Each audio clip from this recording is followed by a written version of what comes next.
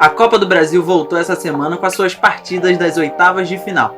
E hoje a gente vai falar um pouco sobre como foram essas 8 partidas e qual seria o prognóstico para as próximas.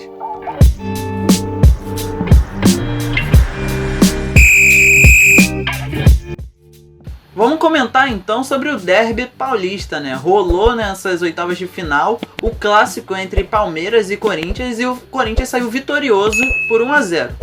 Cara, eu cheguei a acompanhar, nesse caso, só o segundo tempo, né, do jogo entre Corinthians e Palmeiras. Mas eu acho, cara, o que eu assisti, eu achei que foi um jogo bem fraco, tecnicamente. Foi um jogo que, desde o início, demonstrou que seria um empate sem graça. Mas aí acabou que o Corinthians conseguiu encontrar, né, uma bola, o Memphis conseguiu desencantar, né, não tinha marcado nenhum gol ainda em clássicos, mas ele conseguiu ir um cruzamento ali do lado direito. O Palmeiras até conseguiu empatar, né, ali no finalzinho do jogo, só que o gol foi anulado, né, por impedimento. E foi muito comentado o frame que foi escolhido, né, para poder ser analisado, né, a jogada. Algumas pessoas disseram que no lance que foi escolhido pela arbitragem, a bola ainda nem tinha sido tocada no passe pelo jogador do Palmeiras, né, e que a marcação também do ombro no jogador do Corinthians estava sendo feita no ombro e no do Palmeiras no braço, né? E se realmente for provado isso, não dava pra ver no corte que estava no jogo, porque deram um zoom, né, no lance dos dois jogadores e não dava pra ver se a bola já tinha saído ou não. Mas se fosse comprovado isso, teria sido um gol anulado, mal anulado e com VAR, né? E agora pro jogo da volta, o Palmeiras vai ter que se provar mais uma vez, porque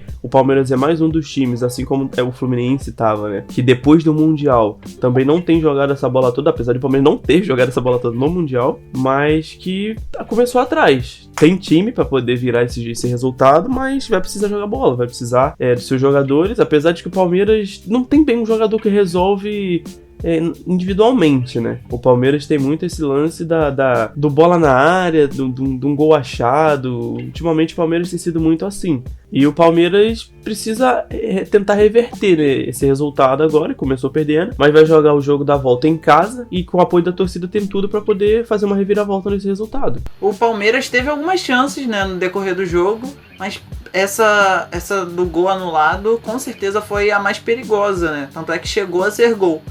O Corinthians apresentou até um futebol melhor do que as últimas partidas. Teve aquele lance também no primeiro tempo do pênalti perdido pelo Yuri Alberto, né, que foi um pênalti escrachado em cima do Memphis, rasgou meia, machucou a perna e tal. Mas foi um lance perdido pelo Corinthians que provavelmente vai até fazer falta nessa segunda partida, porque essa diferença de apenas um gol é muito difícil para a maioria dos times segurarem num campeonato que depende de 2 jogos, né? São 180 minutos, sempre tudo muito complicado. Ainda mais pro Corinthians, que tem um time um pouco pior do que o Palmeiras. Você falou um pouco sobre o time do Palmeiras não ter um jogador que puxe essa individualidade e tal, mas eu gostaria de destacar também o que tinha, né?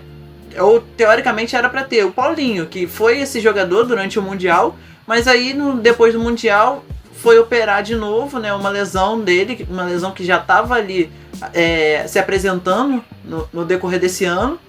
E agora o Palmeiras realmente não tem nenhum jogador que se coloque nesse papel.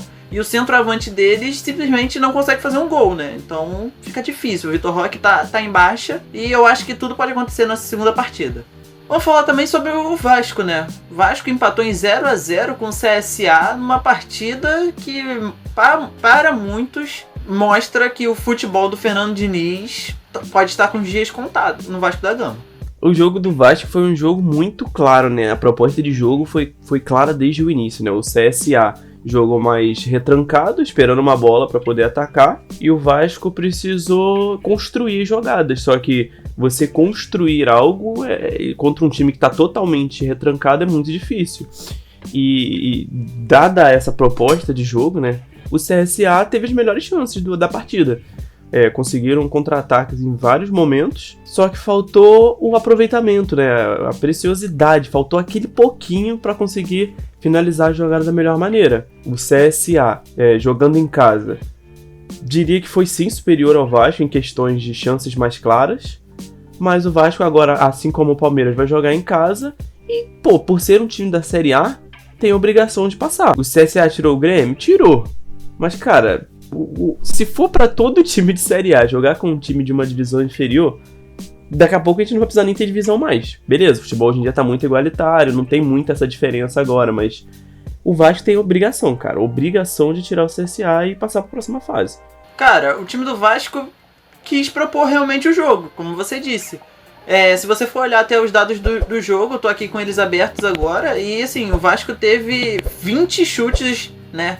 Desses 20, 6 foram no gol, teve mais de 70% de posse de bola, acertou a maioria dos passes, tem um índice de acerto de 91%, mas isso não se refletiu em nada efetivamente dentro de campo. O goleiro do CSA fez, acho que, 2 defesas um pouco mais difíceis, mas isso não quis dizer que o Vasco estava muito melhor na partida, né? Eu acho que o Vasco, apesar de ser um time de Série A, hoje ele tem um elenco de Série B, né? Os jogadores, o nível do jogo que os jogadores apresentam é de divisão inferior. E, pra mim, além de brigar, vai ter que brigar muito para conseguir essa classificação na segunda partida.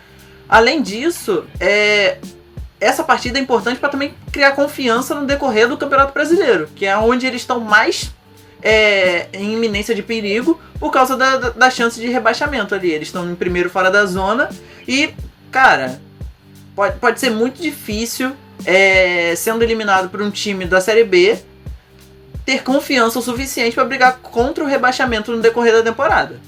E a outra partida que também teve nessa quarta-feira, né, nessa quarta passada, foi Fluminense e Internacional no Beira-Rio, muito conhecido pelos torcedores do Fluminense como salão de festas do Sul, né? Porque o que o Fluminense tem chegado no Rio Grande do Sul para jogar contra o Inter no Beira-Rio e vencido nos últimos anos é brincadeira, né? Desde a época da Libertadores, se eu não me engano, o Fluminense ainda não perdeu no Beira-Rio. E o que muitos também duvidavam que poderia acontecer, aconteceu. Um pouco tarde, porque muitos torcedores queriam que acontecesse isso durante o Mundial, mas aconteceu. O Everaldo chutou, não uma, mas 2, e fez 2 gols. E agora é o artilheiro da Copa do Brasil, inclusive. Eu assisti essa partida na íntegra, né? Eu assisti ela inteira e, cara, o Internacional, apesar de ter tido mais posse de bola, pra mim foi um time que jogou muito mais na reação do que na ação. O Fluminense propunha um pouco mais de jogo, apesar de ficar um pouco menos com a bola, né? Mas conseguia sim propor seu estilo de jogo, tentou várias jogadas ali pelas pontas, com o Canóbio ou o Serna puxando na velocidade, no drible. O Serna, inclusive, deu passe para um dos gols do Everaldo, depois de uma jogadaça dele, jogada essa que ele repetiu em alguns momentos dentro da partida, que veio dando certo, né? O Fluminense conseguiu essa vitória, apesar de ser uma vitória magra, né, de apenas 2-1, mas ainda assim é uma vitória muito importante, porque uma competição como a Copa do Brasil, onde toda partida importa muito, não só para a vitória, né, mas também para a moral do time, e para a segunda partida com uma vitória para jogar em casa, é importantíssimo. O Fluminense, enfim, jogou bola depois de voltar do Mundial, né, porque ainda não se sabia onde esse time do Fluminense estava, porque não parecia em nada com o time que jogou o Mundial. Só queria destacar também a saída do Soteldo mais uma vez por lesão e destacar também a atuação do Serna. Você já comentou aí que ele deu uma assistência pro segundo gol do Everaldo, mas o primeiro gol também foi uma jogada dele, uma jogada que ele chutou a bola na trave e na sobra o Everaldo fez o primeiro gol. Então nesse Fluminense pós-áreas, se o Serna conseguir manter o quão bem ele jogou, né, nessa partida, ele tem tudo para manter essa vaga do Aras e conseguir ficar no time titular até o final do ano. Eu não acho o Serna um jogador ruim. Eu acho que o Serna é um jogador meio estabacado, tipo, ele se embola muito às vezes, mas é engraçado que às vezes ele se embolar é o que faz ele driblar o oponente às vezes. Então, se ele conseguir se manter nesse nível, o Fluminense só tem a ganhar com isso. Outro jogo muito comentado durante a semana, né, foi o Flamengo contra o Atlético Mineiro. O Flamengo que saiu perdendo nessa primeira partida do mata-mata das oitavas, num erro de saída de bola. O Léo Pereira acabou entregando a paçoca e o Coelho aproveitou. O Atlético Mineiro e o Flamengo já tinham se enfrentado na última rodada do Brasileirão, em que o Flamengo venceu, mas que foi um jogo muito apertado. E agora, durante a Copa do Brasil, o Atlético ganhou, né, a segunda partida dessa melhor de 3. Agora na volta a gente vai ver como é que vai sair nisso e como vai continuar o duelo não só de Flamengo e Atlético Mineiro, mas do Wallace Yan contra os jogadores do Atlético, né, porque mais uma vez teve polêmica.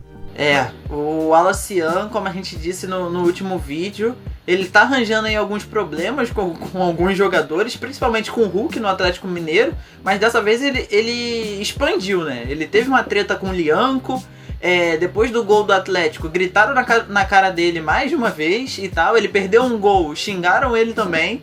Tudo porque ele tem esse perfil um pouco mais provocativo que a torcida do Flamengo tá adorando na internet, mas as outras torcidas estão criticando bastante. E os jogadores também. Essa partida eu também assisti totalmente. Na minha visão, o Flamengo vinha melhor na partida, veio melhor, né, nos 90 minutos, mas teve uma temeridade e tomou esse gol do Coelho. Uma saída de bola completamente errônea do Léo Pereira. O Flamengo teve mais posse de bola, teve mais chutes, mais chances, né? Mas não conseguiu dar aquele último chute, aquele último passo em direção ao gol. Eu queria destacar principalmente as estreias das novas contratações do Flamengo, né? O Samuel Lino, o Emerson Royal e o Saul entraram nessa partida. O único recém-contratado que ainda não jogou foi o Carrascal, que foi contratado ainda essa semana e ainda não foi regularizado, então ainda não pôde jogar, mas talvez na próxima partida já venha a campo. Mas eu vejo a entrada desses três como muito positiva, principalmente a do Samuel Lino, que com a entrada dele desestabilizou completamente o time do Atlético. Ele teve diversas jogadas que construíram um certo perigo, né, na área do Atlético. Triangulações, dribles, corridas, tudo feito de forma muito inteligente, né? E ele teve até um gol que foi anulado, que seria para coroar essa estreia dele em alto nível.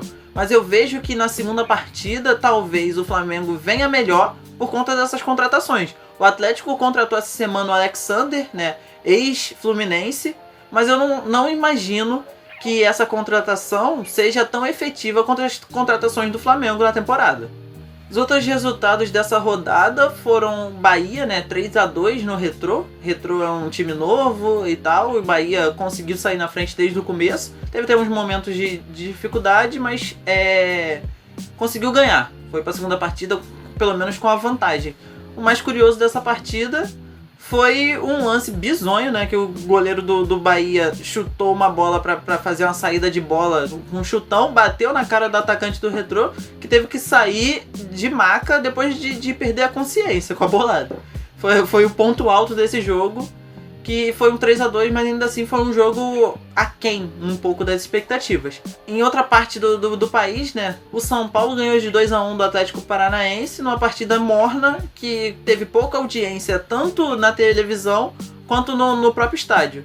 E a última partida foi Cruzeiro e CRB, que foi um moroso 0-0, onde nenhum dos atacantes de nenhum dos dois times conseguiu realmente chegar na meta. O Gabigol tentou aí uns 2 chutes, assim como na última partida que eu falei, que ele entrou como reserva e tentou algumas coisas, mas ninguém conseguiu fazer gol nenhum e ficou por isso mesmo. Vamos ver agora na segunda partida, né, das oitavas de final, se vai ter uma mudança grande nos prognósticos e vai acontecer alguma zebra. Eu vejo, né, que talvez o CRB seja a zebra mais fácil de acontecer. Pelo 0-0 contra o Cruzeiro, que vem numa sequência boa até, estando ali na parte de cima da tabela do Brasileirão, se o CRB passar, provavelmente vai ser a maior surpresa.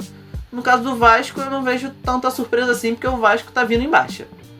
Quanto a esse jogo do Cruzeiro, eu diria que foi o time que mais decepcionou, né, dessa rodada, porque o Cruzeiro, nesse momento bom, né, tá ali lutando ali pela liderança do Campeonato Brasileiro, foi jogar contra o CRB e não conseguiu vencer. E, como você disse, tá assim de se der um mole, na volta aconteceu uma zebra, o CRB passar, e assim como o time do CSA já tirou o Grêmio, o CRB tem a chance de tirar o Cruzeiro. E o Cruzeiro, como maior campeão da Copa do Brasil, sair para um time de uma divisão inferior vai ficar feio, e isso pode afetar até na disputa do título do Campeonato Brasileiro. Então, galera, esse foi mais um vídeo aqui no canal Lanterna. Se você gosta do nosso conteúdo, não deixa de se inscrever aqui no canal no YouTube, seguir a gente nas outras redes sociais, o @ tá sempre na descrição do vídeo. E compartilhe esse vídeo com seus amigos pra gente alcançar mais gente. Até o próximo vídeo no canal Lanterna.